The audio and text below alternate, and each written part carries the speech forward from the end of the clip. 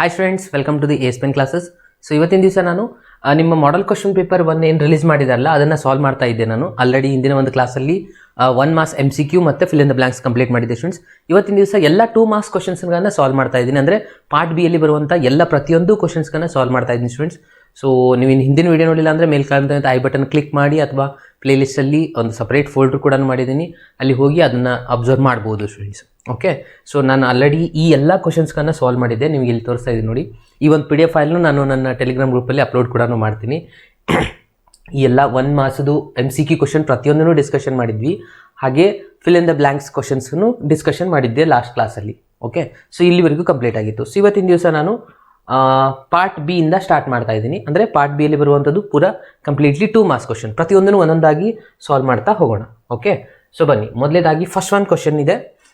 ಇದು inverse trigonometry ಮೇಲೆ ಬರುವಂಥ ಒಂದು ಕ್ವಶನ್ ಆಗಿರುವಂಥದ್ದು ಸ್ಟೂಡೆಂಟ್ಸ್. ಸೊ ಇದನ್ನು ಯಾವ ಥರ ಸಾಲ್ವ್ ಮಾಡಬೇಕಂತ ನೋಡೋಣ. ಫಸ್ಟ್ ಇಲ್ಲಿ ಏನಿದೆ, ಫೈಂಡ್ ದ ವ್ಯಾಲ್ಯೂ ಅಂತ ಕೇಳಿದ್ದಾರೆ. ಸೊ ಫಸ್ಟ್ ನಾನು ಇಲ್ಲಿ ಏನು ಮಾಡ್ತೀನಿ, ಟ್ಯಾನ್ ಇನ್ವರ್ಸ್ನ ಆ್ಯಸ್ ಇಟ್ ಈಸ್ ಬರ್ಕೊಳ್ಳೋಣ. Again 2 into cos of 2 into sec of sine of 1/2 ಇದೆ. ಸೊ ಸೈನ್ ಇನ್ವರ್ಸ್ ಆಫ್ 1/2 ಇರುವಂಥದ್ದು. ಸೊ ಸೈನ್ ಇನ್ವರ್ಸ್ ಆಫ್ 1/2 ಅಂದರೆ ಸೈನ್ ಯಾವುದ್ರ ವ್ಯಾಲ್ಯೂ 1/2 ಆಗುತ್ತೆ ಅದು ನಮಗೆ ಗೊತ್ತಿರಬೇಕು. ಸೈನ್ 30 ಡಿಗ್ರಿ 1/2 ಆಗುತ್ತಾ ಅಂದರೆ ನಾನಿಲ್ಲಿ π/6 ಅಂತ ಬರೀಬೋದಲ್ವಾ ಸ್ಟೂಡೆಂಟ್ಸ್. ಅಂದರೆ ಇದು ಆ್ಯಸ್ ಇಟ್ ಈಸ್ ಬರ್ಕೊಳ್ಳೋಣ, ಇದು 2 ಆ್ಯಸ್ ಇಟ್ ಈಸ್. ಈ ಪೂರ ಆನ್ಸರ್ ಏನಾಗುತ್ತೆ ಅಂದರೆ ಇದು ನಾವು ಯಾವ ಥರ ಚೆಕ್ ಮಾಡ್ಕೋಬೇಕಾದ್ರೆ ಸೈನ್ದು ಯಾವ್ದು ಆನ್ಸರ್ 1/2 ಇದೆ ಅಂತ ರಿವರ್ಸ್ ಹೋಗ್ಬೇಕು, ಯಾಕಂದರೆ ಇನ್ವರ್ಸ್ ಟ್ರಿಗ್ನೋಮೆಟ್ರಿ ಇದೆ. ಸೊ 30 ಡಿಗ್ರಿದು ಆನ್ಸರ್ 1/2 ಆಗುತ್ತೆ. 30 ಡಿಗ್ರಿ ಅಂದರೆ π/6 ಆಗಿರುತ್ತೆ. ಸೊ ಇಲ್ಲಿ ನಾನು π/6 ಬರ್ಕೊತೀನಿ. ಇವಾಗ ಹೊರಗಡೆ ಒಂದು ಆಲ್ರೆಡಿ 2 ಇತ್ತು. ಸೊ 2 1s 2 3s ಅಂದರೆ ಇವಾಗ ಇಲ್ಲಿ ಏನು ಉಳಿತು ನೋಡಿ, tan inverse of 2 into cos of ಇದು ಆನ್ಸರ್ ಆಯಿತು π/3. ಸೊ π/3 ಅಂದರೆ ಎಷ್ಟಾಗುತ್ತೆ students, 60 degree. So cos 60 degree answer ಎಷ್ಟಾಗುತ್ತೆ, ಕಾಸ್ 60 ಡಿಗ್ರಿ ಆನ್ಸರ್ ಆಗುತ್ತೆ 1/2. ಕರೆಕ್ಟಾ? ಇವಾಗ ಈ 2 ಕ್ಯಾನ್ಸಲ್ ಆಯಿತು. ಸೊ ಉಳಿತೇನು ಹೇಳಿ, ಟ್ಯಾನ್ ಇನ್ವರ್ಸ್ ಆಫ್ 1 ಉಳಿತು. ಸೊ ಟ್ಯಾನ್ ಇನ್ವರ್ಸ್ ಯಾವುದು ಆನ್ಸರ್ 1 ಇರೋದೆ, ಟ್ಯಾನ್ದು 45 ಡಿಗ್ರಿದ ಆನ್ಸರ್ 1 ಇದೆ. ಅಂದರೆ ಇದರ final answer π/4 is the answer. ನೋಡಿ, ಇಷ್ಟೇ ಮಾಡೋದಕ್ಕೆ 2 ಮಾರ್ಕ್ಸ್ ಇರುವಂಥದ್ದು. ಎಷ್ಟು ಈಸಿ ಮತ್ತು 1 ಮಿನಿಟೂ ಆಗಲಿಲ್ಲ ಇದನ್ನ ಸಾಲ್ವ್ ಮಾಡಲಿಕ್ಕೆ. ಓಕೆ, ಅರ್ಥ ಆಯ್ತಲ್ವಾ? ಸೊ ಇವಾಗ ನಾವು ನೆಕ್ಸ್ಟ್ ಕ್ವಶನ್ಗೆ ಹೋಗೋಣ ಸ್ಟೂಡೆಂಟ್ಸ್. ನೆಕ್ಸ್ಟ್ ಒಂದು ಕ್ವಶನ್ ನೋಡಿ ಏನಿದೆ. ಸೊ ಇದು ಡಿಟರ್ಮಿನೆಂಟ್ ಮೇಲೆ ಬರುವಂಥ ಒಂದು ಕ್ವಶನ್ನು ಏನಿದೆಪ್ಪ ಅಂದರೆ find the area of the triangle whose vertices are ಅಂತ ಕೇಳಿದರೆ ಒಂದು ಈಸಿಯೆಸ್ಟ್ ಕ್ವಶನ್ ಇದು. ಏನಂದರೆ ಒಂದು 3 ವರ್ಟೈಸಸ್ ಕೊಟ್ಟಿದೆ, ಅದನ್ನು ನಾವು ಡಿಟರ್ಮಿನೆಂಟ್ ಇದನ್ನು ಮೆನ್ಷನ್ ಮಾಡಿದ್ದಾರೆ ನೋಡಿ. ಯೂಸಿಂಗ್ ಡಿಟರ್ಮಿನೆಂಟ್ ಅಂತಂದರೆ ನಾವು ಡಿಟರ್ಮಿನೆಂಟ್ ಯೂಸ್ ಮಾಡಬೇಕು. ಸೊ ನನಗೆ ಫಾರ್ಮುಲಾ ಗೊತ್ತಿದೆ, ನಾನು ಫಾರ್ಮುಲಾ ಅಪ್ಲೈ ಮಾಡ್ತೀನಿ, 10th ಸ್ಟ್ಯಾಂಡರ್ಡಲ್ಲಿ ಕಲ್ತಿದ್ದು ಅಂದರೆ ಅದು ಕರೆಕ್ಟ್ ಇದ್ರೂ ಮಾರ್ಕ್ಸ್ ಸಿಗೋದಿಲ್ಲ. ಯಾಕಂದರೆ ಇಲ್ಲಿ ಮೆನ್ಷನ್ ಮಾಡಿರ್ತಾರೆ ಯೂಸಿಂಗ್ ಡಿಟರ್ಮಿನೆಂಟ್ ಅಂದರೆ ಡಿಟರ್ಮಿನೆಂಟೇ ಯೂಸ್ ಮಾಡಬೇಕು. ಏನಿದೆ determinant formula, delta is equals to 1/2 into first ನಾವು ಡಿಟರ್ಮಿನೆಂಟ್ ತೊಗೊತೀವಿ, ಲಾಸ್ಟ್ ಕಾಲಮ್ 1 1 ಅಂತ ಬರ್ಕೊತೀವಿ. ಇವಾಗ ಪಾಯಿಂಟ್ಸ್ ಬರಿತಾ ಹೋಗ್ತೀರಾ. 3,8 ಇದೆ, -4,2 ಅಗೇನ್ 5,1. ಸ್ಟೂಡೆಂಟ್ಸ್ ಇಲ್ಲಿ ಅಬ್ಸರ್ವ್ ಮಾಡ್ಬೋದು. ಇಂಟ್ರೆಸ್ಟಿಂಗ್ ಏನಂದರೆ ಈ ಒಂದು ಸ್ಟೆಪ್ ಬರೆದ್ರೆ ಸಾಕು ನಿಮಗೆ 1 ಮಾರ್ಕ್ಸ್ ಸಿಗುವಂಥದ್ದು. ನೀವು ಮುಂದೆ ಸಾಲ್ವ್ ಮಾಡಿ ಬಿಡಿ, ರಾಂಗ್ ಆಗಲಿ ರೈಟ್ ಆಗಲಿ ಎರಡರಲ್ಲಿ 1 ಮಾರ್ಕ್ಸ್ ಇಲ್ಲೇ ಸಿಕ್ಬಿಡುತ್ತೆ. ಜಸ್ಟ್ ಏನಿಲ್ಲ, 1/2 ಬರೆಯೋದು, ಡೆಲ್ಟಾ ಬರೆಯೋದು, ಇಲ್ಲಿ 1 1 ಬರೆಯೋದು, ಪಾಯಿಂಟ್ಸ್ ಆ್ಯಡ್ ಮಾಡಿಬಿಟ್ರೆ ಇಲ್ಲಿ 1 ಮಾರ್ಕ್ಸ್ ಇದೆ. ಓಕೆ, ಇನ್ನು ಸಿಂಪ್ಲಿಫೈ ಮಾಡ್ಕೊಂಡ್ಬಿಟ್ರೆ ಅಗೇನ್ ಇನ್ನೊಂದು ಮಾರ್ಕ್ಸ್ ಆ್ಯಡ್ ಆಗುತ್ತೆ. ಇಲ್ಲಿಂದ ಇಲ್ಲಿ ಸೈನು ಪ್ಲಸ್ ಮೈನಸ್ ಪ್ಲಸ್. ಯಾಕೆ ಇದು ಚೇಂಜಸ್ ಆಗುತ್ತೆ ನಿಮ್ಗೆ ಗೊತ್ತಿದೆ. A11 ಅಂತ ತೊಗೋತೀವಿ, 1 + 1 ಆನ್ಸರ್ ಎಷ್ಟಾಗುತ್ತೆ, 2 ಆಗುತ್ತೆ. ಅಂದರೆ ಇವನ್ ನಂಬರ್ ಬಂದಾಗೆಲ್ಲ ಪ್ಲಸ್ ತೊಗೊತೀವಿ. ಇದು ನೋಡಿ A12 ಅದ ಆಡ್ ನಂಬರ್ ಬರುತ್ತೆ, ಆ್ಯಡ್ ಮಾಡಿದ ತಕ್ಷಣ 1 + 2 3 ಬರುತ್ತೆ. ಆಡ್ ನಂಬರ್ ಬಂದಾಗೆಲ್ಲ ಮೈನಸ್ ತೊಗೋತೀವಿ. ಇದು ಸ್ವಲ್ಪ ನಿಮಗೆ ಗೊತ್ತಿರಲಿ. ಓಕೆ, ಇದನ್ನು ಯಾವ ಥರ ಸಿಂಪ್ಲಿಫೈ ಮಾಡ್ಕೋಬೇಕು ಇವಾಗ ನಾವು. ಇವಾಗ ಈ 3ನ ಕನ್ಸಿಡರ್ ಮಾಡ್ತೀವಿ ಅಂತ ಅಂದ್ಕೊಳ್ಳಿ. ಇವೆರಡು ಹೋಗಿಬಿಡ್ತಾ. ಸೊ ಇವಾಗ ನಾವು ಇದನ್ನು ಕ್ರಾಸ್ ಮಲ್ಟಿಪ್ಲೈ ಮಾಡ್ತೀವಿ. ಡಯಾಗೋನಲ್ 2 × 1 2 ಆಗುತ್ತೆ. ಇದು 1 × ಮೈನಸ್ ಹಾಕಬೇಕು, ನೆನ್ಪಿಟ್ಕೊಳ್ಳಿ. 1 × 1 1 ಆಯಿತು. ನೆಕ್ಸ್ಟ್ ಇಲ್ಲಿ ಮೈನಸ್ ಇದೆ, ಸೊ ಹಾಗಾಗಿ -8 ಬರ್ಕೊತೀರಾ. ಅಗೇನ್ ಇವೆಲ್ಲ ರಿಸಲ್ಟ್ಸ್ ಕ್ಯಾನ್ಸಲ್ ಆಯಿತು. -4 × 1 ಎಷ್ಟಾಗುತ್ತೆ, -4. ನೆಕ್ಸ್ಟ್ ಮೈನಸ್ ಸೈನ್ 5 × 1 5 ಆಯಿತು. ಅರ್ಥ ಆಗ್ತಾ ಇದನ್ನ. ನೆಕ್ಸ್ಟ್ ಏನು ಮಾಡಬೇಕು, ಇವಾಗ ಲಾಸ್ಟಲ್ಲಿ 1 ಇದೆ. So +1 into bracket. ಇವಾಗ ಇದನ್ನು ಕ್ಯಾನ್ಸಲ್ ಮಾಡ್ಕೊಳ್ಳಿ. ಏನಾಗುತ್ತೆ, -4 × 1 -4 ಅಗೇನ್ 5 × 2 -10 ಆಯಿತು. ಸೊ ಇಲ್ಲಿ ಪ್ಲಸ್ ಇದಿದೆ, ಸೊ ಫಾರ್ಮುಲಾದ ಮೈನಸ್, ಹಾಗಾಗಿ ಮೈನಸ್ ಬಂತು. ಸೊ ಇದನ್ನ ಸಿಂಪ್ಲಿಫೈ ಮಾಡ್ತಾ ಹೋಗೋಣ. 1/2 ಇದು ಬ್ರ್ಯಾಕೆಟ್ ಇರಲಿ ಕಂಪ್ಲೀಟ್ ಆಗಿ. ಇದು 2 - 1 ಅಂದರೆ ಎಷ್ಟಾಯ್ತು ಸ್ಟೂಡೆಂಟ್ಸ್, 1 ಆಯ್ತಲ್ವಾ. ಸೊ 1 × 3 3 ಆಗುತ್ತೆ. ಅಗೇನ್ ಇದು -4 -5 ಅಂತಂದರೆ -9 ಆಗುತ್ತೆ. ಮೈನಸ್ ಎಷ್ಟಾಗುತ್ತೆ, ಪ್ಲಸ್ ಆಗುತ್ತೆ ಸ್ಟೂಡೆಂಟ್ಸ್. ಓಕೆ, ಸೊ ಇದನ್ನ ಪ್ಲಸ್ ಬರ್ಕೊಳ್ಳೋಣ. 9 × 8 ಎಷ್ಟಾಗುತ್ತೆ ನೋಡಿ, 72 ಆಗುತ್ತಾ. ಅಗೇನ್ ಇಲ್ಲಿ ಮೈನಸ್ ಪ್ಲಸ್ ಆಯಿತು ಅಂದರೆ 10 + 4 14 ಆಗುತ್ತೆ. So big number sign minus ಇರೋದ್ರಿಂದ ಇದು -14 ಆಗುತ್ತೆ. 14 × 1 14 ಆಗೋದು. ಸೊ ಮೈನಸ್ ಸೈನ್ ಬಂದಿರೋದು. ಓಕೆ, ಇದನ್ನು ಫೈನಲಿ ಸಿಂಪ್ಲಿಫೈ ಮಾಡಿ ಸ್ಟೂಡೆಂಟ್ಸ್. 72 ಮೈನಸ್ 3 ಮಾಡ್ಕೊಳ್ಳಿ, 72 ಮೈನಸ್ 3 ಮಾಡಿ ಅಗೇನ್ 14 ಮಾಡ್ಕೊಳ್ಳಿ, ಎಷ್ಟು ಆನ್ಸರ್ ಬರುತ್ತೆ ಅಂತ ಚೆಕ್ ಮಾಡೋಣ. ಓಕೆ, ಇದು ಆಯಿತು 75 ಆಯಿತು. ಸೊ ಇದರಲ್ಲಿ ನಾವು 14ನ ತೆಗಿಬೇಕಾಗಿರುವಂಥದ್ದು. ಸೊ 14 ತೆಗೆದ್ರೆ ಇಲ್ಲಿ 1 ಬರುತ್ತೆ, ಅಗೇನ್ ಇಲ್ಲಿ 1 ಅಂದರೆ 61 ಬಂತಲ್ವಾ. ಓಕೆ, ಸೊ 61 ಡಿವೈಡ್ ಬೈ 2 ಒಂದಿದೆಯಲ್ವಾ ಅದನ್ನು ಬರೀಬೇಕು. 61 ಡಿವೈಡ್ ಬೈ 2. ಸೊ ಇದಾಗಿದೆ ನಮ್ಮದು ಲಾಸ್ಟ್ ಆನ್ಸರ್. ಅರ್ಥ ಆಯ್ತಲ್ವಾ ಹೇಗೆ ಮಾಡಿದ್ದೀವಿ ಅಂತ. ಓಕೆ, ಸೊ ಕೆಲವೊಂದು ಸತಿ ನೀವೇನಾದರೂ ಸೈನ್ ಮಿಸ್ಟೇಕ್ ಮಾಡಿದ್ರೆ ಆನ್ಸರ್ ರಾಂಗ್ ಆಗುವಂಥ ಚಾನ್ಸಸ್ ಇರುತ್ತೆ. ಕೇರ್ಫುಲ್ಲಾಗಿ ಮಾಡಿ. ಈಸಿಯಾಗಿ ನೀವು ಇಲ್ಲಿ 2 ಮಾರ್ಕ್ಸ್, ಇದಕ್ಕೆ ನೋಡಿ 1 ಮಾರ್ಕ್ಸ್ ಇರುತ್ತೆ. ಓಕೆ, ಈ ಸ್ಟೆಪ್ ಬರೋದಕ್ಕೆ ಅಗೇನ್ ಈ ಒಂದು ಸ್ಟೆಪ್ ಬಂದರೆ ನಿಮಗೆ ಕಂಪ್ಲೀಟಾಗಿ 2 ಮಾರ್ಕ್ಸ್ ಆಗಿರುವಂಥದ್ದು. ಓಕೆ, ಸೊ ನೆಕ್ಸ್ಟ್ ಒಂದು ಕ್ವಶನ್ಗೆ ಹೋಗೋಣ. ನೆಕ್ಸ್ಟ್ ಒಂದು ಕ್ವಶನ್ ಅಂದರೆ ಡಿಫ್ರೆನ್ಷಿಯೇಷನ್ ಕ್ವಶನ್ ಬಂದಿರುವಂಥದ್ದು. ಇಲ್ಲೇನು ಮಾಡ್ಕೋಬೇಕಾಗಿರುವಂಥದ್ದು ಸ್ಟೂಡೆಂಟ್ಸ್, ಇಲ್ಲಿ ನೀವು ಅಬ್ಸರ್ವ್ ಮಾಡಬೇಕಾಗಿರೋದು ಮ್ಯಾಟ್ರಿಕ್ಸ್ ಮೇಲೆ ಕ್ವಶನ್ಸ್ಗಳು ಬಂದಿಲ್ಲ, ಡಿಟರ್ಮಿನೆಂಟ್ ಮೇಲೆ 2 ಮಾರ್ಕ್ಸ್ ಇದೆ. Okay, so directly differentiation question ಕೇಳಿದಾರೆ ಅವರು. y = sine inverse of 2x divide by 1 plus x square ಇದೆ. ಅಂದರೆ ಇದನ್ನು ನಾವು ಇನ್ವರ್ಸ್ ಟ್ರಿಗ್ನೋಮೆಟ್ರಿ ಡಿಫ್ರೆನ್ಷಿಯೇಷನ್ ಮಾಡಬೇಕಾಗಿರುವಂಥದ್ದು. ಇಲ್ಲಿ ನಾವು ತೊಗೋಬೇಕು x = tan θ. ಯಾಕೆ tan θನೇ ತೊಗೋಬೇಕು ಅಂತಂದರೆ, ನಾನಿಲ್ಲಿ tan θ ಫಿಲಪ್ ಮಾಡಿದ್ರೆ ನನಗೆ ಇಲ್ಲಿ ಫಾರ್ಮುಲಾ ಬಂದುಬಿಡುತ್ತೆ sin 2θ. ಆಗ ನಾನು ಹೊರಗಡೆ ಸೈನ್ ಎರಡು ಕ್ಯಾನ್ಸಲ್ ಮಾಡ್ಕೊಳ್ಳೋಕೆ ಈಸಿ ಆಗುತ್ತೆ. ಓಕೆ, ಸೊ ನಾನು ಇವಾಗ ಸಬ್ಸ್ಟಿಟ್ಯೂಷನ್ ಮಾಡ್ತಾ ಇದ್ದೀನಿ. ಸೈನ್ ಇನ್ವರ್ಸ್ ಒಳಗಡೆ ಏನಾಗುತ್ತೆ 2 ಇಂಟು ಇದಾಯಿತು tan θ divide by 1 plus tan square θ ಆಗುತ್ತೆ. ಎಕ್ಸ್ ಜಾಗದಲ್ಲಿ ರಿಪ್ಲೇಸ್ ಮಾಡಿದೆ. ಓಕೆ, ಇನ್ನೂ ಡಿಫ್ರೆನ್ಷಿಯೇಷನ್ ಮಾಡಿಲ್ಲ ಸ್ಟೂಡೆಂಟ್, ಜಸ್ಟ್ ನಾವು ಸಿಂಪ್ಲಿಫಿಕೇಶನ್ ಮಾಡ್ತಾ ಇದ್ದೀವಿ. ಇದು ಪೂರ ಫಾರ್ಮುಲಾನೇ ಇದೆ, ಏನು ಸೈನ್ ಆಫ್ 2θ ಫಾರ್ಮುಲಾ. ಸೈನ್ 2θ ಎರಡೇ ಫಾರ್ಮುಲಾ, ಒಂದು 2 ಇಂಟು ಸೈನ್ θ ಕಾಸ್ θ ಆಗುತ್ತೆ, ಇನ್ನೊಂದು 2 tan θ divide by 1 plus tan square θ. ಇವಾಗ ಈ ಸೈನ್ ಇನ್ವರ್ಸ್ ಸೈನ್ ಕ್ಯಾನ್ಸಲ್ ಆಗುತ್ತೆ. ಸೊ y = 2θ ಬಂತು. ದೆನ್ y = 2 ಇಂಟು θ ಅಂತಂದರೆ ನಾನು ಟ್ಯಾನ್ ಈ ಕಡೆ ಶಿಫ್ಟ್ ಮಾಡ್ಕೋಬೋದಾ. ಸೊ ಶಿಫ್ಟ್ ಮಾಡ್ಕೊಂಡ ತಕ್ಷಣ ಏನಾಗುತ್ತೆ ನೋಡಿ, ಇದು ಟ್ಯಾನ್ ಇನ್ವರ್ಸ್ ಆಫ್ ಎಕ್ಸ್ ಆಗುತ್ತೆ, ಈ ಕಡೆ θ ಬರುತ್ತೆ. ಓಕೆ, ಅದನ್ನು ಇಲ್ಲಿ ರಿಪ್ಲೇಸ್ ಮಾಡೋಣ, ಟ್ಯಾನ್ ಇನ್ವರ್ಸ್ ಆಫ್ ಎಕ್ಸ್. ಇವಾಗ ನಾವೇನು ಮಾಡ್ಕೋಬೇಕಪ್ಪ ಅಂದರೆ differentiate with respect to x ಮಾಡ್ಕೊಳ್ಳಿ. Final answer dy/dx = tan inverse formula ಏನಿದೆ 1 divide by 1 plus x square ಇದೆ. ಸೊ 1 ಇಂಟು 2 ಮಾಡಿದ್ರೆ 2 ಬರುತ್ತೆ. So 2 divide by 1 plus x square is the final answer. Okay, so ಎಷ್ಟು ಈಸಿಯೆಸ್ಟ್ ಇರುವಂಥ question. ಇದು ನಿಮಗೆ answer ಬಂದಿತ್ತಾ 1 marks. Again ಇದು ನಿಮಗೆ ಆನ್ಸರ್ ಬಂತಾ ಇಲ್ಲಿ 1 marks, totally 2 marks. Clear? Yes. So next ಒಂದು ಕ್ವಶನ್ಗೆ ಹೋಗ್ತಾ ಇದ್ದೀನಿ ನಾನು. ನೆಕ್ಸ್ಟ್ ಒಂದು ಕ್ವಶನ್ ಏನಿದೆಯಪ್ಪ ಅಂತಂದರೆ, ಇದು application of derivative question, easiest question ಅಂತಲೇ ಹೇಳ್ಬೋದು. ಏನಿದೆ, find the interval in which of the function given by. ಒಂದು ಫಂಕ್ಷನ್ ಕೊಟ್ಟಿದ್ದಾರೆ, ಇದರಲ್ಲಿ ಸ್ಟ್ರಿಕ್ಟ್ಲಿ ಇನ್ಕ್ರೀಸಿಂಗ್ನ ಪಾಯಿಂಟ್ನ ನಾವಿಲ್ಲಿ ಚೆಕ್ ಮಾಡಬೇಕಾಗಿರುವಂಥದ್ದು. ಓಕೆ, ಕೊಟ್ಟಿರುವಂಥ ಫಂಕ್ಷನ್ ಏನು ನಾವು ಬರ್ಕೊಳ್ಳೋಣ. f(x) = x² plus 2x minus 5 ಇದೆ. ಸೊ ಇದಕ್ಕೆ ನಾವು ಫಸ್ಟ್ ಆರ್ಡರ್ ಡೆರಿವೇಟಿವ್ ಬಂದರೆ ಫಸ್ಟ್ ಡಿಫ್ರೆನ್ಷಿಯೇಟ್ ಮಾಡ್ಕೋಬೇಕು. f'(x) ಏನಾಗುತ್ತೆ, ಇದಾಯಿತು 2x, ಅಗೇನ್ ಇಲ್ಲಿ ಪ್ಲಸ್ 2 ಆಯಿತು ಸ್ಟೂಡೆಂಟ್ಸ್. ಓಕೆ, ಸೊ ನಮ್ಗೆ ಆಲ್ರೆಡಿ ಗೊತ್ತಿದೆ ಸ್ಟ್ರಿಕ್ಟ್ಲಿ ಇನ್ಕ್ರೀಸಿಂಗ್ ಚೆಕ್ ಮಾಡಬೇಕಂದ್ರೆ f'(x) = 0 ತೊಗೊತೀವ. ಓಕೆ, ಸೊ ಇಲ್ಲೇನಿದೆ 2x ಪ್ಲಸ್ 2 = 0. ಅಗೇನ್ 2 ಕಾಮನ್ ತೊಗೊಂಡೆ ಅಂತ ಅಂದ್ಕೊಳ್ಳಿ, ಇಲ್ಲೇನು ಉಳಿಯುತ್ತೆ x + 1 ಉಳಿಯುತ್ತೆ. ಸೊ 2 ಈ ಕಡೆ ಬಂದರೆ 0ನೇ ಆಯ್ತಲ್ವಾ. ಓಕೆ, ಫೈನಲಿ x = 2 ಒಂದು ಈ ಕಡೆ ಬಂತಂದರೆ -1, ಅಂದರೆ ಏನಾಗಿದೆ x > -1. ಹೇಳಿದ್ರೆ ಸಲುವಾಗಿ ನಾವು f'(x) > 0 ತೊಗೊಂಡ್ವಿ. ಅಗೇನ್ ನಾವು ಎಕ್ಸ್ನ ಚೆಕ್ ಮಾಡಿದ ತಕ್ಷಣ x > -1 ಬಂತು. ಅಂದರೆ ಇಂಟರ್ವಲ್ ಏನಾಗಿದೆ ಅಂದಂಗಾಯಿತು, strictly increasing on which interval ಯಾವುದಪ್ಪ ಅಂತಂದರೆ ಇಲ್ಲಿ ನಾವು ಅಬ್ಸರ್ವ್ ಮಾಡೋದು x > -1 ಅಂತ ಹೇಳ್ತಾರೆ. -1ಕ್ಕಿಂತಲೂ ದೊಡ್ಡ ನಂಬರ್ ಯಾವುದಾಗ್ಬೋದು, ಅಗೇನ್ 0 ಆಗ್ಬೋದು, 1 ಆಗ್ಬೋದು, 2 ಆಗ್ಬೋದು, ಎಲ್ಲಿವರೆಗೂ ಇನ್ಫಿನಿಟಿವರೆಗೂ ಅಂತಂದರೆ ಇದು ಆನ್ಸರ್ ಆಗಿದೆ. Open interval -1 to ∞. ಎಷ್ಟು ಬರೆದ್ರೆ ನಿಮ್ದು ಆನ್ಸರ್ ಕಂಪ್ಲೀಟ್ ಆದಾಗ ನೋಡಿ. ಈಸಿಯೆಸ್ಟ್ ಕ್ವಶನ್ ಅಂತಲೇ ಹೇಳ್ಬೋದು ಇದನ್ನು. ಓಕೆ, ಭಾಳ ಸ್ಟೂಡೆಂಟ್ಸ್ ಇದು ಡಿಫಿಕಲ್ಟ್ ಇದೆ ಅಂತ ಅಪ್ಲಿಕೇಶನ್ ಏನು ಡಿಫಿಕಲ್ಟ್ ಇದೆ, ಅಪ್ಲಿಕೇಶನ್ ಆಫ್ ಡೆರಿವೇಟಿವ್ ಅಂತ ಅನ್ಕೊಂತೀರಾ, ಬಟ್ ಇದ್ರೂ ಕೂಡ ಈಸಿ ಇದೆ. ಓಕೆ, ಸೊ ನೆಕ್ಸ್ಟ್ ಕ್ವಶನ್ಗೆ ಹೋಗೋಣ. Integration of x into sine inverse of X ಅಂತಿದೆ. ಓಕೆ, ಸೊ ಇಲ್ಲಿ ನಾವು ಅಬ್ಸರ್ವ್ ಮಾಡಬೇಕಾಗಿರೋದು ಏನಪ್ಪ ಅಂದರೆ ಇಲ್ಲಿ ಸಬ್ಸ್ಟಿಟ್ಯೂಷನ್ ತೊಗೊಂಡೆ ಸಾಲ್ವ್ ಮಾಡಬೇಕು. ಎಕ್ಸ್ ಒಂದಿದೆ, ಅಗೇನ್ ತಳಗಡೆ √(1 - x² ಇದೆ, ಅಗೇನ್ ಇಲ್ಲಿ ಸೈನ್ ಇನ್ವರ್ಸ್ ಆಫ್ ಎಕ್ಸ್ ಇದೆ ಸ್ಟೂಡೆಂಟ್ಸ್. ಓಕೆ, x = ನಾವಿಲ್ಲಿ ಸಬ್ಸ್ಟಿಟ್ಯೂಷನ್ ತೊಗೊಳ್ಬೇಕು. ಯಾಕಂತಂದರೆ ಸೈನ್ ಇನ್ವರ್ಸದು ಡಿಫ್ರೆನ್ಷಿಯೇಷನ್ ಏನಾಗುತ್ತೆ ಸ್ಟೂಡೆಂಟ್ಸ್, 1 ಡಿವೈಡ್ ಬೈ √ ಇದನ್ನು ತೊಗೊಳ್ಬೋದಲ್ವಾ. ಹಾಗಾಗಿ ಇಲ್ಲಿ ನಾವು ಏನು ಸಬ್ಸ್ಟಿಟ್ಯೂಷನ್ ತೊಗೋಬೇಕಪ್ಪ ಅಂದರೆ x = ಸೈನ್ ಎಕ್ಸ್ ಆಲ್ರೆಡಿ ಇದೆಯಲ್ವಾ. ಸೊ ಹಾಗಾಗಿ ನಾವು ಇದನ್ನು θ ಅಂತ ತೊಗೊಳ್ಳೋಣ ಅಥವಾ t ಅಂತ ತೊಗೊಳ್ಳೋಣ students. t = sine inverse of x ಅಂತ ಡಿನೋಟ್ ಮಾಡೋಣ. ಓಕೆ, ಇವಾಗ ಡಿಫ್ರೆನ್ಷಿಯೇಟ್ ಮಾಡಿದ್ರೆ ಏನಾಗುತ್ತೆ, ಇದು d t divide by d x ಬರಿತೀವಲ್ವಾ. ಹಾಗೇನು ಇಲ್ಲಿ ಸೈನ್ ಇನ್ವರ್ಸದ formula 1 divide by root of 1 minus x square. ಈ ಕಡೆ ಡಿ ಎಕ್ಸ್ ಬರುತ್ತೆ. ಓಕೆ, ಆ್ಯಕ್ಚುಲಿ ಇಲ್ಲಿ ಡಿ ಎಕ್ಸ್ ಇದೆ, ಸೊ ಅದನ್ನು ನಾನು ಈ ಕಡೆ ಶಿಫ್ಟ್ ಮಾಡ್ಕೊಂಡಿದ್ದೀನಿ. ಓಕೆ, ಇವಾಗ ಈ ಫಾರ್ಮುಲಾದಲ್ಲಿ ಇದೆಯಲ್ವಾ, ಇಲ್ಲಿ ಏನಿಲ್ಲ ಅಂದರೆ ಡಿ ಎಕ್ಸ್ ಇರುತ್ತೆ. ಈ ಡಿ ಎಕ್ಸು ಮತ್ತು ಇದು ಪೂರ ಹೋಗುತ್ತಲ್ವಾ. ಸೊ ಇವಾಗ ರಿಪ್ಲೇಸ್ ಮಾಡ್ಕೊಳ್ಳೋಣ. ಏನಾಗುತ್ತೆ ನೋಡಿ, ರಿಪ್ಲೇಸ್ ಮಾಡ್ಕೊಂಡ್ರೆ ಇಂಟಿಗ್ರೇಷನ್ ಆಫ್ ಎಕ್ಸ್ ಅಂತಂದ್ರೆ ಏನಾಗುತ್ತೆ, ಈ ಕಡೆ ಬರುತ್ತೆ ನೋಡಿ ಸ್ಟೂಡೆಂಟ್ಸ್. ಅವಾಗ ನಾವು x is equals to sine t ಅಂತ ಬರೀಬೋದಾ, ಯಾಕಂದರೆ ಇನ್ವರ್ಸ್ ಟಿಗ್ನೋಮೆಂಟ್ರಿ ಇತ್ತು, ಈ ಕಡೆ ತೊಗೊಂಡ್ರೆ ಟಿಗ್ನೋಮೆಂಟ್ರಿ ಆಗುತ್ತೆ. ಓಕೆ, ಅಂದರೆ ಎಕ್ಸ್ ಜಾಗದಲ್ಲಿ ನಾನೇನು ಫಿಲಪ್ ಮಾಡ್ತಾ ಇದ್ದೀನಿ, ಸೈನ್ ಟಿ ಅಂತ ಬರಿತೀನಿ. ಹಾಗೇನು ಸೈನ್ ಇನ್ವರ್ಸ್ ಎಕ್ಸ್ ಅಂದರೆ ಟಿ ಇದೆ. ಇದಂತರೂ ಈ ಪೂರ ರಿಸಲ್ಟ್ಸ್ ಹೋಯಿತು. ಜಸ್ಟ್ ಏನು ಬರೀಬೇಕು ಇವಾಗ, ಜಸ್ಟ್ ಡಿ ಟಿ ಬರೀಬೇಕು. ಓಕೆ, ಸಬ್ಸ್ಟಿಟ್ಯೂಷನ್ ಮುಗೀತಾ. ಇವಾಗ ಇನ್ನೂ ಮುಗಿದಿಲ್ಲ, ಇಷ್ಟು ಮಾಡಿದ್ರೆ ಜಸ್ಟ್ 1 ಮಾರ್ಕ್ಸ್ ಬಂದಿರೋದು. ಇವಾಗ ನಾವು ಆ್ಯಕ್ಚುಲಿ ಮಾಡಬೇಕಾಗಿರೋದು integration by parts ILATE method ಪ್ರಕಾರ. ಐಲೈಟ್ ಮೆಥಡ್ ಪ್ರಕಾರ ಫಸ್ಟ್ ಏನು ಬರುತ್ತೆ, ಆಲ್ಜಿಬ್ರಿಕ್ ಫಂಕ್ಷನ್, ಅದಾದಮೇಲೆ ಟಿಗ್ನೋಮೆಟ್ರಿ ILAT ಅಂತಿದೆಯಲ್ವಾ.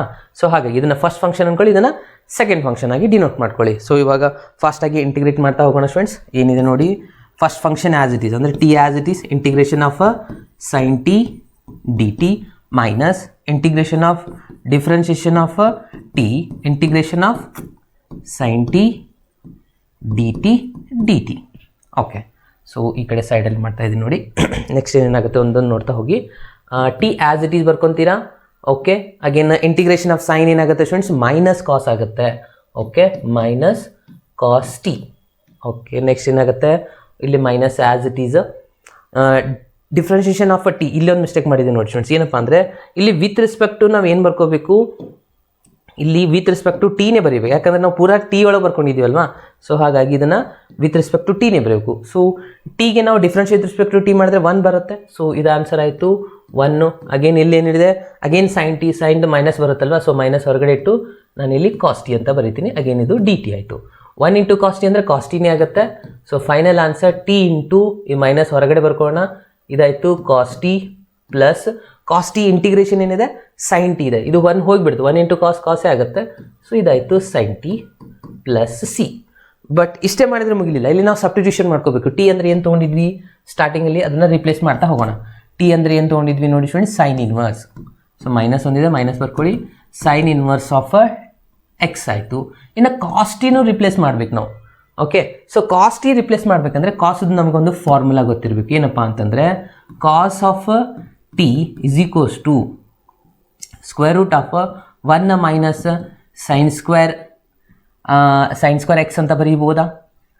ಓಕೆ, ಆ್ಯಕ್ಚುಲಿ ನಾವು ಇಲ್ಲಿ ಎಕ್ಸ್ ಕಾಸ್ ಟಿ ಇದ್ದಲ್ಲಿ ನಾನು ರಿಪ್ಲೇಸ್ ಮಾಡ್ಕೊತಾ ಇದ್ದೀನಿ, ಯಾಕಂದರೆ ಇದನ್ನು ನಾನು root of 1 minus x square ಅಂತ ಬರೀಬೋದಲ್ವಾ.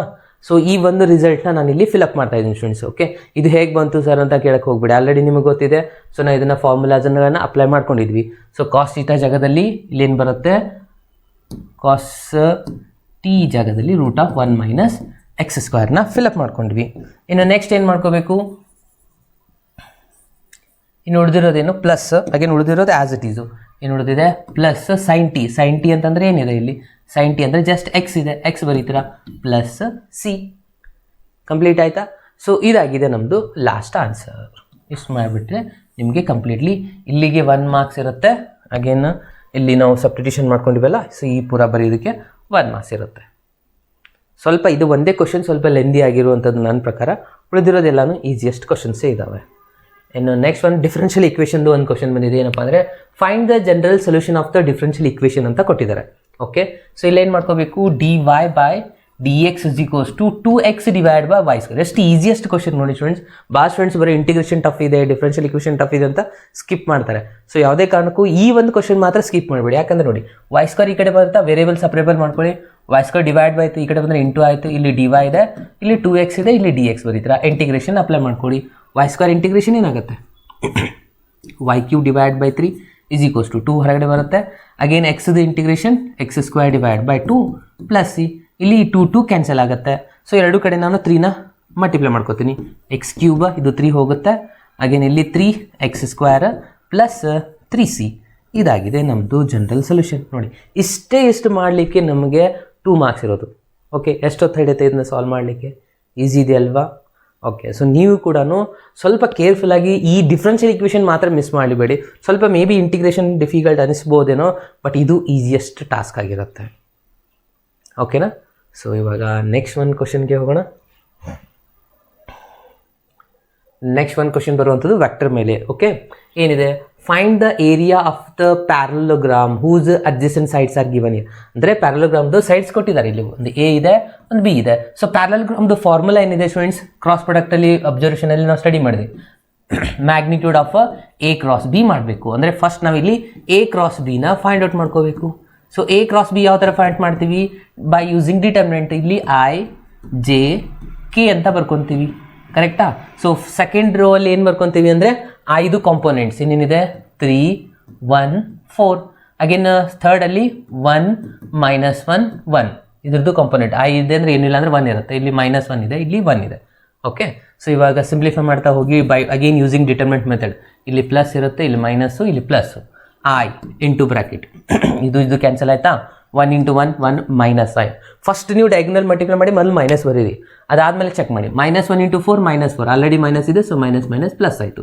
ಇನ್ನು ಮೈನಸ್ ಜೆ ತೊಗೊಂಡ್ರೆ ಇದು ಮತ್ತು ಇದು ಕ್ಯಾನ್ಸಲ್. 3 × 1 3 ಆಗುತ್ತೆ, -4 × 1 4 ಆಯಿತು. ಇನ್ನು next plus K into bracket. So ಇದು ಕ್ಯಾನ್ಸಲ್. -1 × 3 -3 -1. So 4 + 1 5i cap. -3 -4 ಇದೆ. ಸೊ 3 -4 ಅಂದರೆ -1 ಆಯಿತು. -1 ಜೆ ಅಂದರೆ ಪ್ಲಸ್ ಜೆ ಆಯಿತು. ಅಗೇನಿಲ್ಲಿ -4 ಆಗುತ್ತೆ, -4k ಆಯಿತು. ಸೊ ಇದು ನಮಗೆ ಸಿಕ್ಕಿರುವಂಥದ್ದು ಎ ಕ್ರಾಸ್ ಬಿ ವ್ಯಾಕ್ಟರ್ ಸಿಕ್ಕಿದೆ. ಅವ್ರು ನಮ್ಗೆ ಕೇಳಿರುವಂಥದ್ದು ಮ್ಯಾಗ್ನಿಟ್ಯೂಡ್ ಮಾಡಬೇಕು. ಅಂದರೆ ಪ್ಯಾರಲೋಗ್ರಾಮ್, ಏರಿಯಾ ಆಫ್ ದ ಪ್ಯಾರಲೋಗ್ರಾಮ್ದು ಫಾರ್ಮುಲಾ ಏನು ಹೇಳುತ್ತೆ? ಇಲ್ಲಿ ಬೇಕಿದ್ರೆ ಬರೀರಿ, ಏರಿಯಾ ಆಫ್ ಪ್ಯಾರಲೋಗ್ರಾಮ್ ಅಂತ ಪೂರಾ ಕಂಪ್ಲೀಟ್ ಆಗಿ ಇಲ್ಲಿ ಬರೀರಿ students. Is equals to magnitude of a cross b is equals to ಅಂದರೆ ಮ್ಯಾಗ್ನಿಟ್ಯೂಡ್ ಫೈಂಡ್ ಮಾಡ್ಕೊಂಡ್ಬಿಡೋಣ. ಮ್ಯಾಗ್ನಿಟ್ಯೂಡ್ ಯಾವ ಥರ ಮಾಡ್ತೀವಿ? x² ಅಂದರೆ 5 ಇದೆ, ಸೊ 5². ಅಗೇನ್ ಇಲ್ಲಿ 1², ಅಗೇನ್ +4². ಪ್ಲಸ್ ಬರ್ಕೊಳ್ಳಿ, ಮೈನಸ್ ಬರ್ಕೊಳ್ಳಿ, ಏನು ಡಿಫ್ರೆನ್ಸ್ ಆಗಲ್ಲ. ಯಾಕಂದರೆ -4² ಆನ್ಸರ್ ಅದನ್ನು ಪ್ಲಸ್ಸೇ ಬರುತ್ತೆ. ಸೊ ನಾನು ಡೈರೆಕ್ಟಾಗಿ ಬರಿತಾ ಇದ್ದೀನಿ. 5² ಅಂದರೆ 25 ಆಗುತ್ತೆ, ಇದು 1 ಆಗುತ್ತೆ. 4² ಅಂದರೆ 16 + 1 17 ಆಯಿತಾ? ಇದು 17, ಇದೊಂದು 25, ಇದು 12 42 ಅಂದರೆ √42 ಈಸ್ ದ ಆನ್ಸರ್. ಓಕೆ, ಇದು ನಮ್ಮದು ಲಾಸ್ಟ್ ಆನ್ಸರ್. ಇಲ್ಲಿ ಎ ಕ್ರಾಸ್ ಬಿ ಮಾಡೋದಕ್ಕೆ 1 ಮಾರ್ಕ್ಸ್ ಇರುತ್ತೆ. ಓಕೆ, ಇದಕ್ಕೆ 1 ಮಾರ್ಕ್ಸ್ ಇರುತ್ತೆ. ಅಗೇನ್ ಲಾಸ್ಟ್ ಆನ್ಸರ್ ಬಂದಿರೋದಕ್ಕೆ 1 mark. So totally 2 marks. Easy ಇದೆ ಅಲ್ವಾ? ಸೊ ವ್ಯಾಕ್ಟರ್ 3 ಮಾತ್ರ ಮಿಸ್ ಮಾಡೋ ಹಾಗೇನೇ ಇಲ್ಲ ನೀವು, ಯಾಕಂದರೆ ಇಂಟಿಗ್ರೇಷನ್ ಮೇ ಬಿ ಸ್ವಲ್ಪ ಡಿಫಿಕಲ್ಟ್ ಆಗ್ಬೋದು. ಸೊ ರಿಲೇಷನ್ ಫಂಕ್ಷನ್ ಈಸಿ ಇದೆ.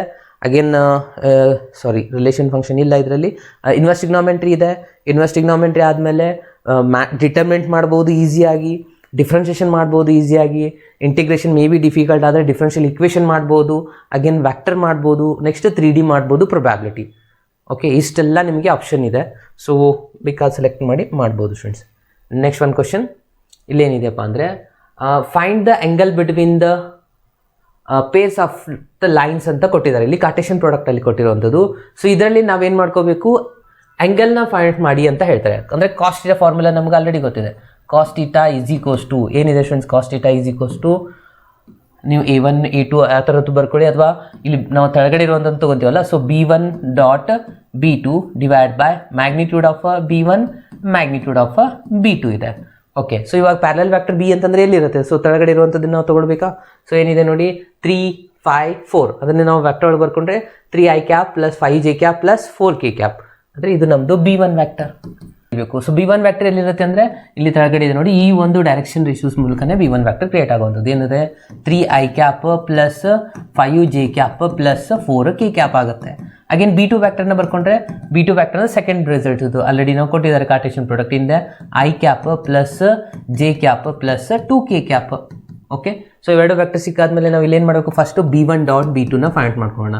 ಸೊ B1 ಡಾಟ್ B2 ಅಂದರೆ ಡಾಟ್ ಪ್ರಾಡಕ್ಟ್ ಮಾಡಬೇಕು ಇವೆರಡು ವ್ಯಾಕ್ಟರ್ಗೆ. ಸೊ ಮಾಡುತ್ತಾ ಹೋಗಿ i ಡಾಟ್ i ಆನ್ಸರ್ 1 ಆಗುತ್ತಲ್ವಾ? ಸೊ ಹಾಗಾಗಿ 3 × 1 3 ಆಗುತ್ತೆ. ಬೇಕಿದ್ರೆ ಬರೀರಿ ಒಂದು ಸತಿ.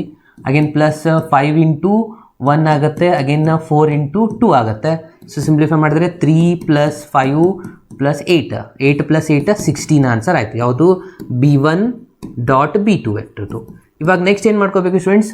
ನೆಕ್ಸ್ಟ್ ಮಾಡಬೇಕಾಗಿರೋಂಥದ್ದು magnitude of B1. So magnitude of B1 find ಮಾಡ್ಕೊಳ್ಳೋಣ. ಸ್ಕ್ವೇರ್ ರೂಟ್ ಆಫ್ ಇದೇನಿದೆ 3 ಇದೆ ಅಂದರೆ 3² + 5² + 4 ಸ್ಕ್ವೇರ್ 3 ಸ್ಕ್ವೇರ್ ಆನ್ಸರ್ ಆಗುತ್ತೆ 9 5 ಸ್ಕ್ವೇರ್ 25 ಅದಾದಮೇಲೆ 4 ಸ್ಕ್ವೇರ್ ಆನ್ಸರ್ 16 ಪ್ಲಸ್ 9 ಅಂತಂದರೆ ಅಗೇನ್ 25 ಪ್ಲಸ್ 25 50 ಆಯಿತು. ಸೊ ಇದಾಯಿತು √50. ನೆಕ್ಸ್ಟ್ B2 ಒಂದು ಫೈಂಡ್ ಮಾಡ್ಕೊಳ್ಳೋಣ, magnitude of B2. So B2 ಏನಾಗುತ್ತೆ 1 ಸ್ಕ್ವೇರ್ 1 ಆಗುತ್ತೆ, ಅಗೇನ್ 1 ಸ್ಕ್ವೇರ್ 1 ಆಗುತ್ತೆ, 2 ಸ್ಕ್ವೇರ್ ಆನ್ಸರ್ 4 ಪ್ಲಸ್ 1 ಅಂದರೆ ಇದಾಯಿತು √6. ಸೊ ಇವೆರಡು ಆನ್ಸರ್ ಸಿಕ್ಕಾದ್ಮೇಲೆ ಇವಾಗ ನಾವು ಆ್ಯಕ್ಚುಲಿ ಡೈರೆಕ್ಟ್ಲಿ ಫಾರ್ಮುಲಾನ ಫಿಲಪ್ ಮಾಡ್ಕೊಳ್ಳೋಣ. ಏನಿದೆ formula? cos θ B1 dot B2 divide by magnitude of B1 magnitude of B2. So dot product answer ಎಷ್ಟು ಬಂದಿದೆ ಸ್ಟೂಡೆಂಟ್? 16 ಬಂದಿದೆ. Again hole divide by magnitude of B1 ಎಷ್ಟಿದೆ? √50 ಇದೆ. ಅಗೇನ್ ಇದು √6 ಇದೆ. ಓಕೆ, 16 ಡಿವೈಡ್ ಬೈ √50 ಆ್ಯಂಡ್ √6 ಅಂತಂದರೆ √300 ಆಯಿತಾ? ಇದು 6 × 5 ಅಂದರೆ 30. ಸೊ √300 ಆಯಿತು. ಓಕೆ ಸ್ಟೂಡೆಂಟ್, 16 ಡಿವೈಡ್ ಬೈ 300 ಬಂದಿದೆ. 300 ಅಂದರೆ ನಾವು ಇದನ್ನು 100 × 3 ಅಂತ ಬರೀಬೋದಾ? ಓಕೆ, 100ನ ನಾನು ಹೊರಗಡೆ ತೊಗೊಂಬರ್ತೀನಿ. ಅವಾಗ ಏನಾಗಿಬಿಡುತ್ತೆ ಸ್ಟೂಡೆಂಟ್ಸ್? ಇದು 16 ಡಿವೈಡ್ ಬೈ 10 ಆಗಿಬಿಡುತ್ತೆ. ಇಲ್ಲಿ √3 ಉಳಿಯುತ್ತೆ. ಅಗೇನ್ 2 8 ಅಗೇನ್ 2 5 ಆಯಿತು. Okay, 8 divide by 5 √3. ಸೊ ಇಷ್ಟೇ ಬಿಟ್ಟರು ನಡೆಯುತ್ತೆ. ಇಲ್ಲಾಂದರೆ ನೀವು ಬೇಕಿದ್ರೆ ಮಲ್ಟಿಪ್ಲೈ ಡಿವೈಡಿಂಗ್ ಬೈ √3 ಎರಡು ಕಡೆ ಮಾಡ್ಕೊಳ್ಳಿ. ಅವಾಗ ಎಷ್ಟಾಗುತ್ತೆ? 8 √3 √3 ಅಂದರೆ ಇದು 3 ಆಗುತ್ತೆ. 3 × 5 15. ಸೊ ಇದಾಗಿದೆ ನಿಮ್ಮದು ಲಾಸ್ಟ್ ಆನ್ಸರ್. ಈಸಿ ಇದೆ ಅಲ್ವಾ ಕ್ವಶನ್ನು? ಓಕೆ, ಇಷ್ಟು ಮಾಡೋದಕ್ಕೆ ನಿಮಗೆ 2 ಮಾರ್ಕ್ಸ್ ಇರುವಂಥದ್ದು ನೋಡಿ. ನೆಕ್ಸ್ಟ್ ಒಂದು ಲಾಸ್ಟ್ ಕ್ವಶನ್. ಈ ಒಂದು 2 ಮಾರ್ಕ್ಸಲ್ಲಿ ಏನಿದೆ ಅದು ಪ್ರೊಬ್ಯಾಬಿಲಿಟಿ ಮೇಲೆ ಬರುವಂಥ ಒಂದು ಕ್ವಶನ್ ಆಗಿರುವಂಥದ್ದು. ಏನಿದೆ ನೋಡಿ, a die is thrown if E is a event that. ಒಂದು ಡೈನ ಥ್ರೋ ಮಾಡ್ತಾ ಇದ್ದಾರೆ. ಒಂದು ಡೈನ ಥ್ರೋ ಮಾಡಿದರೆ ಪಾಸಿಬಿಲಿಟೀಸ್ ಏನೇನಾಗುತ್ತೆ? ಸ್ಯಾಂಪಲ್ ಸ್ಪೇಸು ಬರಿತಾ ಹೋಗಿ ಸ್ಟೂಡೆಂಟ್ಸ್. ಸ್ಯಾಂಪಲ್ ಸ್ಪೇಸ್ ಆಗುವಂಥದ್ದು 1 2 3 4 5 6 ಆಗುತ್ತೆ. ಅಗೇನ್ ಹೇಳ್ತಾರೆ if E is the event the number appearing is a multiple of 3 ಅಂತ ಹೇಳ್ತಾರೆ. ಇವೆಂಟ್ ಇನ ನಾವು ತಗೋಬೇಕು ಮಲ್ಟಿಪಲ್ ಆಫ್ 3. ಯಾವ್ಯಾವ ಇದೆ? 3 ಇದೆ ಮತ್ತು 6 ಇದೆ. Again next F be the event the number is appearing is a even number ಅಂತ ಹೇಳ್ತಾರೆ. ಅಂದರೆ ಎಫ್ ಅನ್ನೋದು ಈವನ್ ನಂಬರ್ ಆಗಿರಬೇಕು. ಯಾವೆಲ್ಲ ಇದೆ? 2 4 6 ಇದೆ. ಇವು ಈವನ್ ನಂಬರ್ ಇದಾವ. ಓಕೆ, ಅದಾದಮೇಲೆ ಏನು ಹೇಳ್ತಾ ಇದ್ದಾರೆ? Find whether E and F are independent ಇದಾವಾ ಇಲ್ವಾ ಅಂತ ಚೆಕ್ ಮಾಡಬೇಕು. ಇಂಡಿಪೆಂಡೆಂಟ್ ಅಂದರೆ ಅದು ಡಿಪೆಂಡ್ ಆಗಿರಬಾರ್ದು. ಅದಕ್ಕೊಂದು ಫಾರ್ಮುಲಾ ಇದೆ. ಏನಪ್ಪ ಅಂದರೆ probability of E intersection F is equals to probability of E into probability of F. ಇದ್ರದ್ದು ಈ ಈಕ್ವಲ್ ಆಗಬೇಕು. ಅಂದರೆ ಪ್ರೊಬ್ಯಾಬಿಲಿಟಿ ಆಫ್ ಇ ಮಾಡಬೇಕು, ಪ್ರೊಬ್ಯಾಬಿಲಿಟಿ ಆಫ್ ಎಫ್ ಮಾಡಬೇಕು. ಎರಡು ಮಲ್ಟಿಪ್ಲೈ ಮಾಡಿದ್ರೆ ಇಂಟರ್ಸೆಕ್ಷನ್ದು ಪ್ರೊಬ್ಯಾಬಿಲಿಟಿಗೆ ಈಕ್ವಲ್ ಆಗ್ತಾ ಇದ್ರೆ ಆಗ ನಾವು ಹೇಳ್ಬೋದು E and F are independent ಅಂತ. ಓಕೆ, ಸೊ ಫಾಸ್ಟಾಗಿ ಫೈಂಡ್ ಮಾಡ್ಕೊಳ್ಳೋಣ. ಪಿ ಆಫ್ ಇ ಏನಾಯಿತು ನೋಡಿ? ಪಿ ಆಫ್ ಇ ಆಗುತ್ತೆ 2 ಡಿವೈಡ್ ಬೈ ಎಷ್ಟಿದೆ? ಸ್ಯಾಂಪಲ್ ಸ್ಪೇಸು 6 ಇದೆ. ಸೊ 2/6 ಅಂದರೆ 1/3 ಬರಿಬೋದಾ? Okay, again probability of F ಎಷ್ಟಿದೆ? ಅದು 3/6 ಇದೆ. ಸೊ 3/6 ಅಂದರೆ ಇದಾಗುತ್ತೆ 1/2. ಇನ್ನು ಇಂಟರ್ಸೆಕ್ಷನ್ ಅಂತ ತೊಗೊಳ್ಳೋಣ. ಇಂಟರ್ಸೆಕ್ಷನ್ ಇ ಆ್ಯಂಡ್ ಎಫ್ ಇವೆರಡಲ್ಲಿ ಕಾಮನ್ ಏನಿದೆ? ಜಸ್ಟ್ 6 ಮಾತ್ರ ಇರುವಂಥದ್ದು, ಹೌದಾ? ಓಕೆ, ಇದ್ರದ್ದು ಪ್ರೊಬ್ಯಾಬಿಲಿಟಿ ಬರ್ಕೊಂಡ್ರೆ probability of E intersection F answer ಆಗುತ್ತೆ 1/6. ಅಂದರೆ ನಮಗೆ ಇಂಟರ್ಸೆಕ್ಷನ್ ಆನ್ಸರ್ 1/6 ಬರಬೇಕು. ಓಕೆ, ಇವಾಗ ಈ ಒಂದು ಫಾರ್ಮುಲಾನ ಬರ್ಕೊತೀರಾ? ಸೊ ಫಾರ್ಮುಲಾ ಬರ್ಕೊಂಡಾದ್ಮೇಲೆ ಇವಾಗ ಈ ವ್ಯಾಲ್ಯೂನ ಫಿಲಪ್ ಮಾಡ್ತಾ ಹೋಗಿ. ಏನು? ಪಿ ಆಫ್ ಇ ಎಷ್ಟು ಬಂದಿದೆ? ಇಲ್ಲಿದೆ 1/3. ಸೊ ಈ ಜಾಗದಲ್ಲಿ 1/3 ಬರೀತೀರಾ. ಪಿ ಆಫ್ ಎಫ್ ಎಷ್ಟು ಬಂದಿದೆ? 1/2 ಬರೀತೀರಾ. ಸೊ ಎರಡನ್ನ ಮಲ್ಟಿಪ್ಲೈ ಮಾಡ್ಕೊಳ್ಳಿ. 1/6 ಬಂತಲ್ವಾ ಫ್ರೆಂಡ್ಸ್? ಸೊ ನಾವು ಯಾವುದು ಪ್ರೊಬ್ಯಾಬಿಲಿಟಿ ಆಫ್ ಇ ಇಂಟರ್ಸೆಕ್ಷನ್ ಎಫ್ನ ಚೆಕ್ ಮಾಡಿದ್ದೀವಿ. ಇಲ್ಲಿ 1/6 ಇದೆ. ಸೊ ನಾವು ಆಲ್ರೆಡಿ ಡೈರೆಕ್ಟ್ ಮಾಡಿದಾಗೂ 1/6 ಬಂದಿದೆ. ಅಂದರೆ ಲಾಸ್ಟಲ್ಲಿ ಕನ್ಕ್ಲೂಷನ್ ಕೊಡಬೇಕು E and F are independent events ಅಂತ ಬರೆದ್ರೆ ಇಲ್ಲಿಗೆ ನಿಮಗೆ 2 ಮಾರ್ಕ್ಸ್ ಸಿಗುವಂಥದ್ದು. ಈಸಿಯೆಸ್ಟ್ ಕ್ವಶನ್ ಇದು ಒಂದು ಪ್ರೊಬ್ಯಾಬಿಲಿಟಿದು. ಅರ್ಥ ಆಯ್ತಲ್ವಾ ಸ್ಟೂಡೆಂಟ್ಸ್? ಅಬ್ಸರ್ವ್ ಮಾಡಿ ಒನ್ಸ್ ಅಗೇನ್. ಇಲ್ಲಿಗೆ ಎಲ್ಲ 2 ಮಾರ್ಕ್ಸ್ ಕ್ವಶನ್ಸ್ಗಳು ಕಂಪ್ಲೀಟ್ ಆದವು. ಸೊ ನಿಮಗೆ ಆಲ್ರೆಡಿ ನಾನು ಡಿಸ್ಕಷನ್ ಮಾಡಿದ ಪ್ರಕಾರ 2 ಮಾರ್ಕ್ಸದ್ದು ಯಾವೆಲ್ಲ ಕ್ವಶನ್ಸ್ ನೀವು ಟಾರ್ಗೆಟ್ ಮಾಡ್ತಾ ಹೋಗಬೇಕು ಅಂತ ನೋಡ್ತಾ ಹೋದರೆ ಇದು ಮೇನ್ ಕ್ವಶನ್ ಆಗಿತ್ತು. ಇದು ಯಾವುದೇ ಕಾರಣಕ್ಕೂ ಇನ್ವೆಸ್ಟಿಗ್ನೋಮೆಂಟ್ರಿ ಅಂತೂ ಬಿಡಲೇಬೇಡಿ. ಸೊ ಅದನ್ನ ಮಾಡಲೇಬೇಕು. ಇನ್ವೆಸ್ಟಿಗ್ನೋಮೆಂಟ್ರಿ ನಿಮಗೆ ಈಸಿ ಟಾಸ್ಕ್ ಆಗುತ್ತೆ. ಕೆಲವೊಂದು ಸತಿ ಈಸಿ ಕ್ವಶನ್ ಇರುತ್ತೆ, ಇದು ಈಸಿ ಇರುವಂಥದ್ದು. ಅಗೇನ್ ಇದು ಸ್ಟಾರ್ಟಿಂಗ್ ಮೂರು ಕಂಪ್ಲೀಟಾಗಿ ಮಾಡಿ. ಓಕೆ, ಅಗೇನ್ ಕೆಲವೊಂದು ಸತಿ ಇದನ್ನು ಈಸಿ ಕೊಡ್ತಾರೆ. ಯಾವುದು ಅಂದರೆ ಅಪ್ಲಿಕೇಶನ್ ಆಫ್ ಡೆರಿವಿಟಿವ್ ಕ್ವಶನ್ ನೋಡಿದ್ರಲ್ವಾ? ಜಸ್ಟ್ ಡಿಫ್ರೆನ್ಷಿಯೇಟ್ ಮಾಡೋದು, again strictly increasing point check ಮಾಡುವಂಥದ್ದು. ಇದು ಒಂದೊಂದು ಸತಿ ಮೇ ಬಿ ಡಿಫಿಕಲ್ಟ್ ಆಗ್ಬೋದು, ಕೆಲವೊಂದು ಸತಿ ಈಸಿನೂ ಕೊಡ್ತಾರೆ. ಓಕೆ, ಇದನ್ನು ಬೇಕಿದ್ರೆ ನೀವು ಆಪ್ಷನ್ ಹೋಗಿ ಇಟ್ಕೊಳ್ಳಿ. ಡಿಫ್ರೆನ್ಷಿಯಲ್ ಈಕ್ವೇಷನ್ ಯಾವುದೇ ಕಾರಣಕ್ಕೂ ಸ್ಕಿಪ್ ಮಾಡಲಿಕ್ಕೆ ಹೋಗಬೇಡಿ. ಓಕೆ, ಸೊ ಇವಾಗಲೇ ನಾನು ಎಲ್ಲ ಕ್ವಶನ್ಸ್ಗಳನ್ನ ಸಾಲ್ವ್ ಮಾಡಿ ಪ್ರತಿಯೊಂದನ್ನು ಎಕ್ಸ್ಪ್ಲೇನ್ ಮಾಡಿದ್ದಾಗಿದೆ. ಇಂಟಿಗ್ರೇಷನ್ ಸ್ವಲ್ಪ ಮೇ ಬಿ ಟೈಮ್ ತೊಗೊಳ್ತು, ಬಟ್ ಡಿಫ್ರೆನ್ಷಿಯಲ್ ಈಕ್ವೇಷನ್ ಆಗಿರ್ಬೋದು, 3D ವೆಕ್ಟರ್ ಇವಂತರೂ ಭಾಳ ಈಸಿಯೆಸ್ಟ್ ಇರುವಂಥ ಕ್ವಶನ್ ಆಗಿತ್ತು. ಇವನ್ ಪ್ರೊಬ್ಯಾಬಿಲಿಟಿ. ಓಕೆ, ಸೊ ಇದಾಗಿತ್ತು ಇವತ್ತಿನ ಕ್ಲಾಸು. ನಾನು ನೆಕ್ಸ್ಟ್ ಕ್ಲಾಸಲ್ಲಿ ಎಲ್ಲ 3 ಮಾರ್ಕ್ಸ್ ಕ್ವಶನ್ಸನ್ನ ಸಾಲ್ವ್ ಮಾಡ್ತಾ ಹೋಗೋಣ ಸ್ಟೂಡೆಂಟ್ಸ್. ಅಲ್ಲಿವರೆಗೂ ಕೀಪ್ ವಾಚಿಂಗ್, ಕೀಪ್ ಲರ್ನಿಂಗ್. ಬಾಯ್, ಟೇಕ್ ಕೇರ್.